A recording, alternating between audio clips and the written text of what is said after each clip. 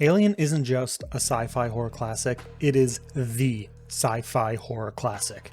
The effect it had on a genre it defined over the last 45 years, cannot be played down.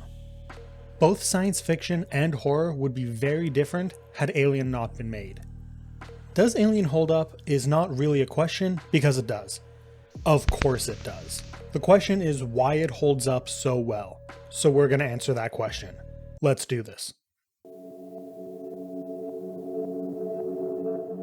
I gotta tell you, Internet, getting to see the movie on the big screen for the first time was so much fun for me.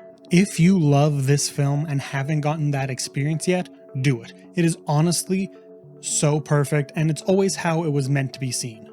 My partner and I saw it with friend of the channel, David, and his wife. She hadn't seen Alien in ages, and it was David's first time. Yeah. Seeing it with people looking at the film with fresher eyes than mine put a lot into perspective. They haven't watched the movie a good dozen times like I have, so they were bringing up things that I hadn't thought of in years. So while I'm going to be praising the shit out of so much of this movie, we are going to begin with the only real criticism I have here. What is Ripley doing at the end? Obviously, the answer is trying to survive, because there is a xenomorph trying to give her the old two-mouth chomp. What I mean is, why does she try to blow up the ship, then a quick jog later, try not to blow it up? The answer is because she can't get to the shuttle to escape, but honestly, that isn't as clear as it could be. Like I said, I've watched this film a lot, and when I watch this scene, I marvel at the tension, the way the camera moves with Ripley so you can feel how she feels. I marvel at the set design, all of the brilliance on the technical level. But still, this is one moment that lacks clarity, where a little more could have done a lot to convey that she can't get to the shuttle. I don't know how to do that without losing all the brilliant tension that has been built. You don't want Ripley to say she can't get out, or to have the camera linger on the alien too long. So this really has to be the one real spot on the film's legacy. And it's not really a spot, and honestly helps highlight how well the rest of the film tells its story. Alien is the quintessential example of the old writing rule of show, don't tell, where we get little dialogue explaining how the alien works, mostly coming from characters trying to figure it out themselves. Dialogue in this movie is more of a gateway into the characters than anything else. And not in the way where it tries to make you love them, but in a way that makes them feel real. That's how you make a character's death matter, by really making them feel alive, whether you like them or not. Speaking of characters, let's talk about Ripley. While the sequel made her the quintessential action heroine, in this film, Ripley is the perfect final girl. We see her fear, but she still fights to survive, all of this carried by Sigourney Weaver's brilliant performance. She breathes so much real, understandable fear in the climax of this, and you feel her will to live. And there's an added depth to it because she is so much calmer, more level-headed in the beginning of the film. Compare that to Veronica Cartwright's Lambert, who is a more fearful, emotionally vulnerable character right from the beginning. A point I don't bring up to diminish that character, or Cartwright's really excellent performance, but to highlight Ripley's arc. A character is defined not only by their personality and actions, but by the contrast with characters around them. Ripley isn't just a stoic character, but a rules follower. She butts heads with Tom Skerritt's Dallas because she is a by-the-books type of person, and he is going against that. This brings us to a point I really want to make. Come here.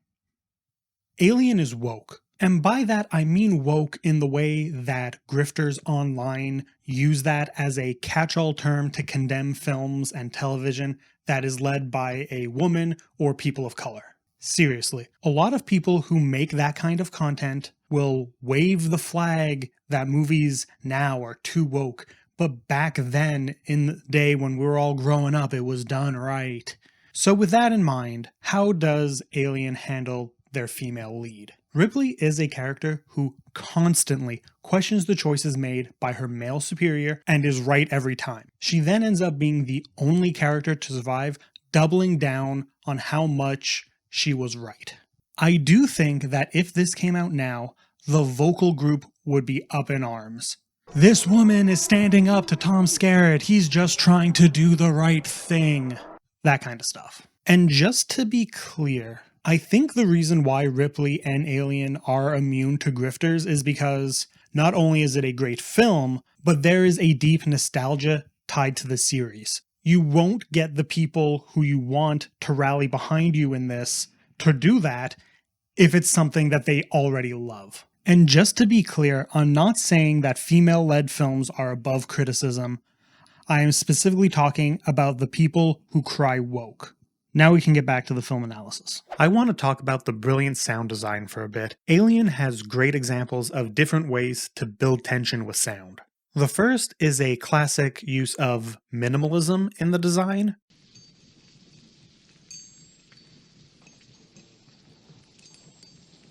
When you drop major sounds, and in particular music from a scene, it can pull the audience to the edge of their seats as every step, every breath draws attention to itself, making you wonder when the other shoe will drop, give you that big bombastic moment that makes you jump. While it can be a cliche in film, Alien nails it because it 1. Never leads to a false scare, and 2. Puts you in the same place as the characters as they move nervously through the space. The reverb-drenched chains and subtle water dripping in the scene where Brett dies is so perfect. In the opposite direction, we have the scene where a lone Ripley is trying to blow up the ship. The option to override detonation procedure has now expired. The constant sound of the alarms blaring and the countdown, combined with the camera's quicker moves and edits, you get closer to a sensory overload. You know the xenomorph is somewhere, but you can't hear where it could be, and the camera is not staying still long enough to see it hiding amongst the industrial design of the ship. You are once again put in the shoes of Ripley and her emotional state. So much of this film allows the audience to connect with the emotional state of the characters, even when seemingly portraying the events objectively. For example, look at the sequence of the crew waking up.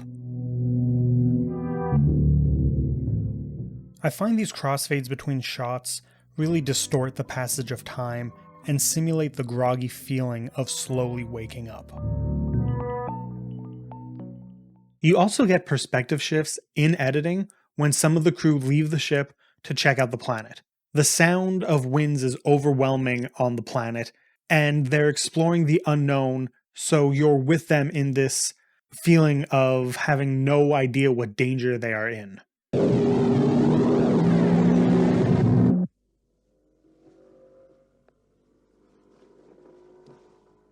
But it's hard cutting back and forth between that and in the ship, where the characters have to sit and wait, hoping things will be okay. The sound here is muffled down, coming from speakers. It's so much more quiet, where you're sitting with the anticipation.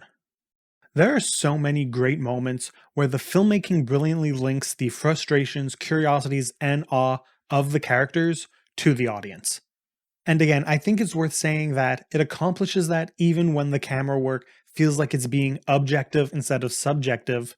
And again, I think it's worth saying that it accomplishes that even when the camera work feels like it's being objective instead of subjective. It's a reminder that when we talk about how films achieve certain results, those are guidelines and not rules that cannot be broken. Alien is a classic for so many reasons.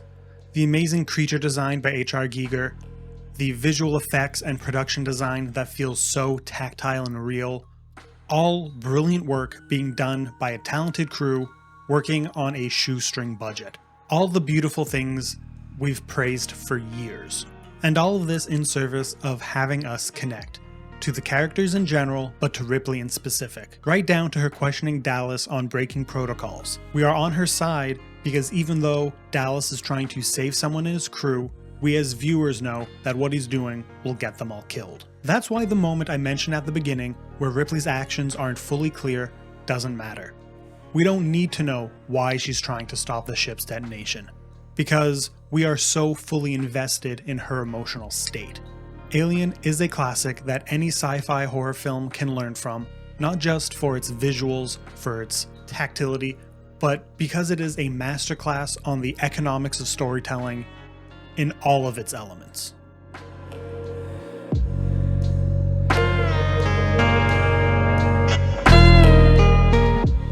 Thank you so much for watching. I hope you enjoyed this. I tried to bring a bit of a different take to discussing a movie that has been getting praise for 45 years. Like and subscribe if you haven't yet, and until next time, have a good one.